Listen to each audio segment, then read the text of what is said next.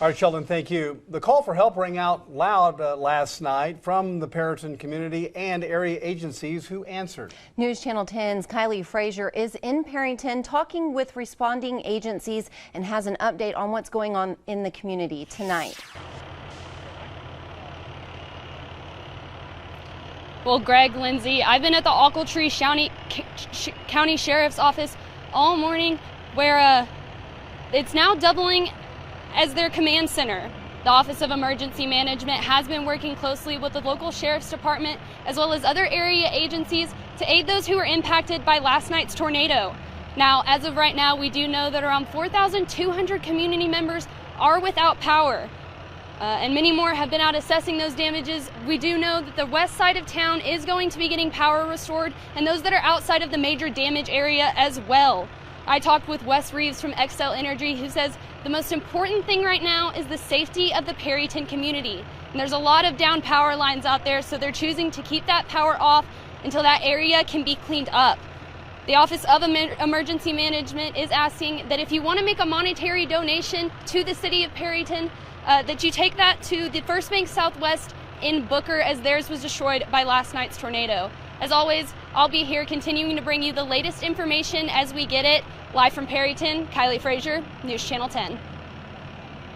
All right, Kylie, thank you. Power is an issue in Perryton as of this hour. Xcel Energy says crews are in the city assessing damage from that tornado. According to the company's online outage map, around 3,600 Perryton customers are without power and facilities have been de-energized for safety. Transmission lines supplying the city are said to have sustained damage. An estimated time for power restoration has not yet been announced.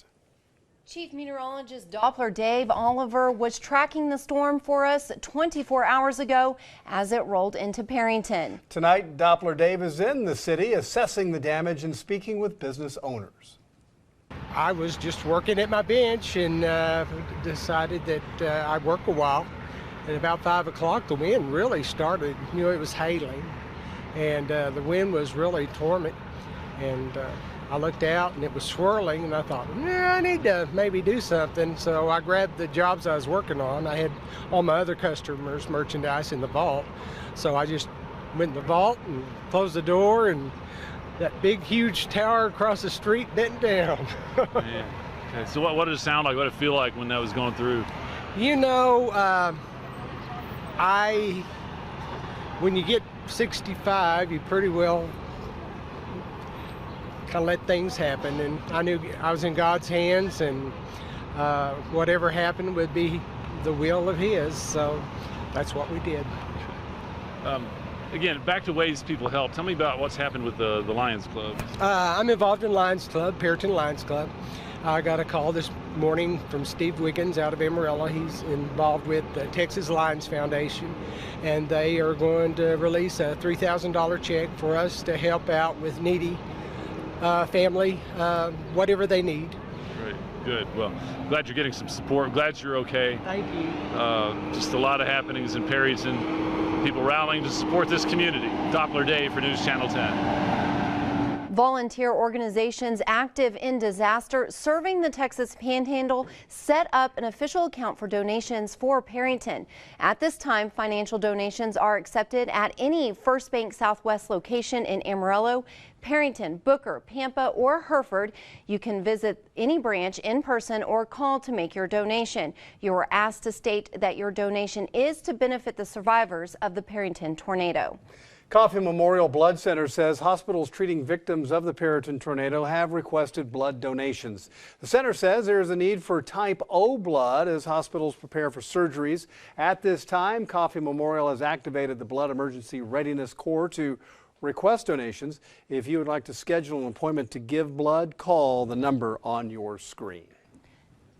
Our first alert storm team followed this storm intensely since the moment the tornado started to form. As Sheldon Brashears joins us now, and Sheldon, you and the storm chasing team saw this unfold. What were your thoughts going through your mind as you guys were driving along? Well, there was definitely a lot going on for sure. I mean, we were just kind of on the west side of town. We were actually drove through the area probably less than 10 minutes before the tornado actually passed through Perryton. And so we got ourselves kind of towards the northeast of town, and there you start to see that was the tornado forming up kind of on the northwest side of Perryton. This is what we saw. This is footage from our weather atlas as it was happening. We started to move kind of off towards the south. This is as the tornado was making its way through the city. We're still several miles away from it, but as you can see that debris cloud on the ground, there you can see that tornado formed up, started to get rain wrapped, which is when they get really dangerous because you can't actually see where the tornado is at times, and that can make them definitely very dangerous and very hard to spot. So this is us kind of running parallel to it, kind of off towards kind of the east of Perryton at this time. As you can see, that visibility getting lower and lower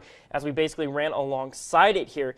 They're getting rain wrapped. Like I said, this is probably as it was moving through the city. We still have a few more clips in here kind of showing as it started to progress, because there you start to see it getting rain wrapped. So we started to get back on Highway 15 and make our way back towards Perryton. We got caught in this. This is probably kind of the rain curtains, what we call the wind field of the tornado, getting baseball-sized hail, cracked the windshield on our weather atlas as we were making our way through the core of this storm, trying to get through the other side. As you can see, there's some blue skies there towards Perryton. So this is as we worked our way back towards the city. The tornado is now to our south. As you can see right here, this is us working our way into Perryton now. This is right before we saw some of that devastating damage, but there you see a tornado to the south of town. This was after it actually passed through. You can see that large debris cloud. You can still see that funnel there if you kind of make it off there in the distance. I know the National Weather Service working really hard on getting those damage reports, trying to figure out exactly how many tornadoes actually touched down. This may have been a second tornado. This may have been the same tornado that we initially saw. This was as it started to kind of rope out, which basically this was it weakening, starting to dissipate a little bit, but because of wind speeds, damage,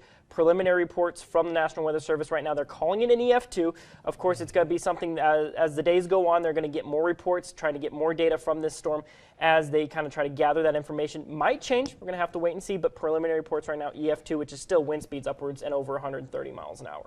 So yeah, you mentioned the idea of maybe having more than one tornado, because Yes. there was discussion of that yesterday. So do you think they'll have that information the same time they come out and verify the strength of that tornado? Yes, when they come out with their final report, what they're going to do is they're going to have the information of the actual rating of it, the enhanced Fujita scale rating. They're going to have the track, the width, and how wide the path was, and then they'll have a report of how many tornadoes actually touched down with that final report. Now, before we let you go, when the National Weather Service looks at the grading of the tornado, they're not actually looking at the size, they're looking at the kind of damage, right? Exactly, yeah. So, I mean, small tornadoes can do just as much damage as those big, wide tornadoes that you see. They look at things like wind speed, what they have from radar data, as well as the damage that it did do. And as we've seen from all this video, is it did a lot of damage. So, very curious to see what ultimate rating they give this tornado.